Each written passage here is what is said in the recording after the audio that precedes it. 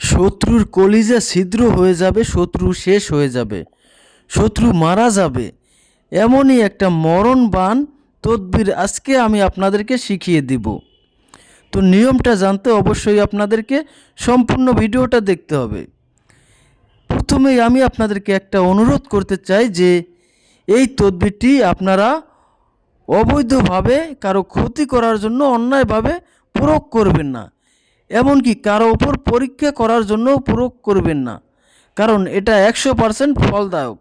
এটা প্রয়োগ করার মাত্রই 100% ফলাফলটা পেয়ে যাবেন।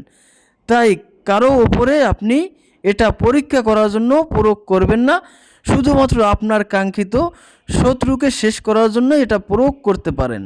তাও আমি আপনাদেরকে অনুরোধ করব এই ধরনের বান মারা তদবিরগুলো প্রয়োগ না করাই ভালো।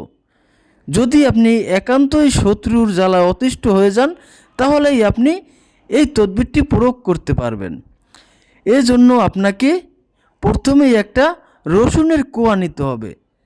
এই কোয়াটি সম্পূর্ণ খোসা সহ নিতে হবে, অর্থাৎ রসুনের কোয়ার উপরে যে একটা পাতলা খোসা থাকে আপনি এই খোসা সহ নেবেন। এরপরে এই রসুনের কোয়ার উপরে আপনি আপনার শত্রুর নামটি লিখবেন। নামটি লেখা হয়ে গেলে এই রসুনের উপরে যে নামটা আপনি লিখেছেন ওই নামের উপরে একটা লোহার পেরেক পুঁতে দিবেন, অর্থাৎ রসুনের উপর দিয়ে যে লোহার পেরেকটা পুঁতবেন অপর পাশ দিয়ে যেন লোহার আরেকটা প্রান্ত বের হয়ে যায়। এরপরে আপনি এই রসুন এবং এই লোহার পেরেকটি আপনার ডান হাতের মুঠোয় নিয়ে আমার দেয়া মন্ত্রটি 11 বার পাঠ করে মোট 11টি ফু দিবেন, অর্থাৎ একবার পাঠ করবেন একটি ফু দিবেন, আরেকবার পাঠ করবেন আরেকটি ফু দিবেন। এভাবে আপনারা 11 বার পাঠ করে 11টি ফু দিবেন। মন্ত্রটি হচ্ছে ওম শ্রী ভৈরবায় নমঃ। এই মন্ত্রটা আপনারা নিয়ম মতো পাঠ করে এই রসুনের কোয়া এবং লোহার পেরেকের উপরে ফু দেবেন। এরপরে আপনি এই রসুনের কোয়া এবং এই লোহার পেরেকটি একটা কাগজে মুড়িয়ে নেবেন। তারপরে আপনি এটি কোনো চৌরাস্তার মোড়ে ফেলে আসবেন। যদি কোনো চৌরাস্তা না পান সেক্ষেত্রে আপনি আপনার বাড়ির আশেপাশে কোনো জঙ্গলের মধ্যে এটা ফেলে দিয়ে আসবেন, অথবা মাটির নিচে পুঁতে দিবেন। দেখবেন মাত্র 24 ঘন্টার ভিতরেই আপনার শত্রুর কলিজা ছিদ্র হয়ে যাবে, বুকে ব্যথা উঠবে, সে শেষ হয়ে যাবে, মারা যাবে।